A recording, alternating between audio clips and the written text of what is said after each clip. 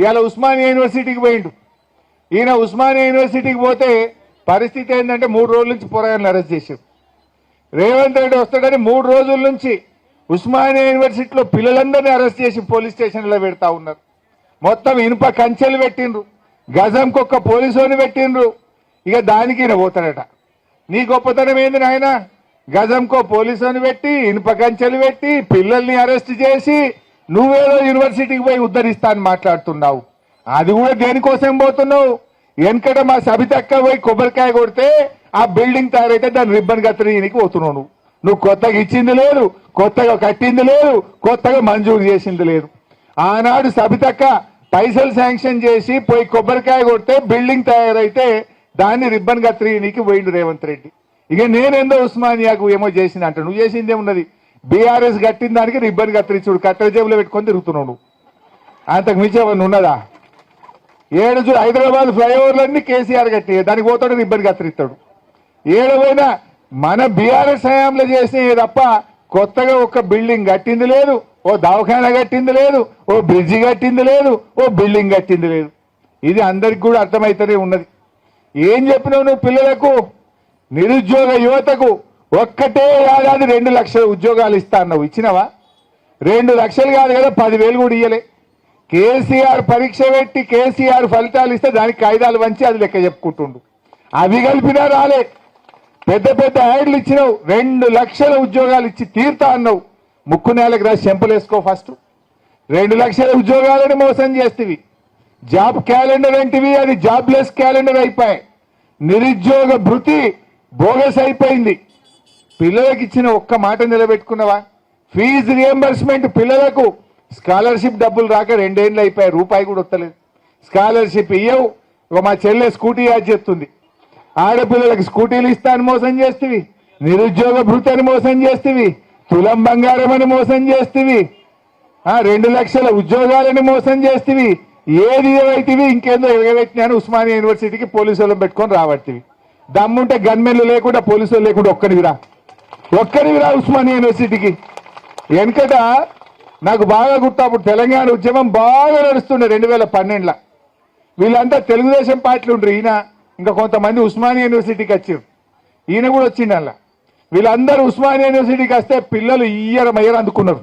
సందులో వాడు ఉరికిండి రేవంత్ రెడ్డి. అప్పుడు సందులో వాడు ఉరికినోడు తెలంగాణ ఉద్యమంలో. ఇవాళ నేనేందో వచ్చినా అని మాట్లాడుతుండ్రు. ఇవాళ ప్రజలకు అన్ని తెలుసు.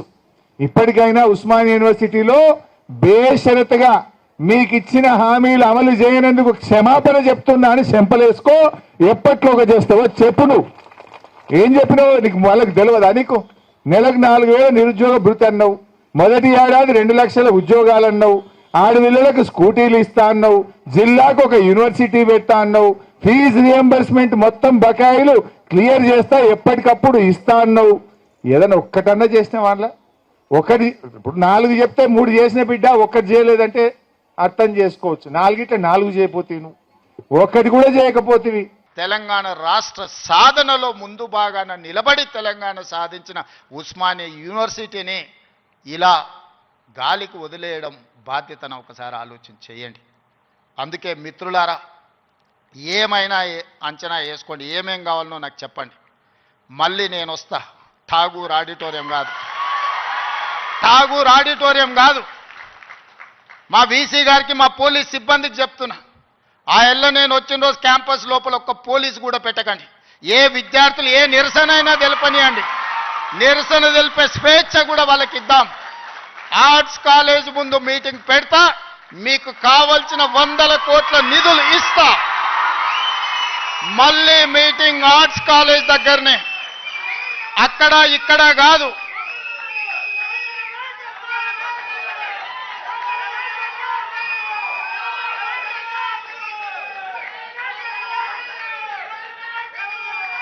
ఆర్ట్స్ కాలేజ్కి వచ్చిన రోజు డీజీపీ గారికి, సిటీ కమిషనర్ గారికి నేను ఆదేశాలు ఇస్తున్నా. ఒక్క పోలీస్ కూడా క్యాంపస్ లోపల ఉండొద్దు. నేను వస్తా. ఎవరు వీళ్ళు? మా తమ్ముళ్ళు, మా చెల్లెళ్ళు తండాలలో, గూడాలలో, మారుమూల పల్లెల్లో పేదరికం రుచి చూసి అభివృద్ధి జరగాలి, డాక్టర్లు, లాయర్లు, ఇంజనీర్లు కావాలి, ఐఏఎస్లు, ఐపీఎస్లు, ఐఎఫ్ఎస్లు అయి ఈ దేశ నిర్మాణంలో భాగస్వాములు కావాలని ఇక్కడికి వచ్చిన వాళ్ళను ఆనాడు ఉన్నాయన గొర్రెలు బర్రెలు చేపలు పెంచుకోండి అంటే ఈరోజు డాక్టర్లు లాయర్లు ఇంజనీర్లు కాండి ఐఏఎస్లు ఐపీఎస్లు కాండి అని నేనంటున్నా. నేను రావద్దా? ఎందుకు రావద్దు? గొర్రెలు బర్రెలు చేపలు పెంచుకునేటోనికి నేను రావద్దని కోరిక ఉండొచ్చు, కానీ డాక్టర్లు లాయర్లు ఇంజనీర్లు ఐఏఎస్లు ఐపీఎస్లు అయ్యే విద్యార్థులకు నేను రావద్దని నన్ను అడ్డుకోవాలన్న ఆలోచన ఎందుకు ఉంటుంది? ఒకవేళ అడ్డుకుంటే వాళ్ళు వేసే యక్ష ప్రశ్నలకు సమాధానం చెప్పే చిత్తశుద్ధి నాకుంది. తెలివి ఉందా లేదా పక్కన పెడితే నాకు చిత్తశుద్ధి ఉంది. నా చిత్తశుద్ధిని ఎవరు ప్రశ్నించలేరు, ఎవరు శంకించలేరు. అందుకే మీరు అంచనాలు పెంచండి, అంచనాలు వెయ్యండి, అన్ని వివరాలు సేకరించండి. డిసెంబర్ మాసం మనకు అత్యంత కీలకమైన మాసం. Miracle month is December. క్రిస్మస్ని మిరకల్ మంత్ అంటారు, అద్భుతాలు జరిగే నెల అంటారు. డిసెంబర్ 9, 2009కి చరిత్ర పుటలలో ఒక గొప్ప పేజీ ఉన్నది. మొట్టమొదటి తెలంగాణ రాష్ట్ర ప్రకటన డిసెంబర్ 9, 2009 నాడు జరిగింది.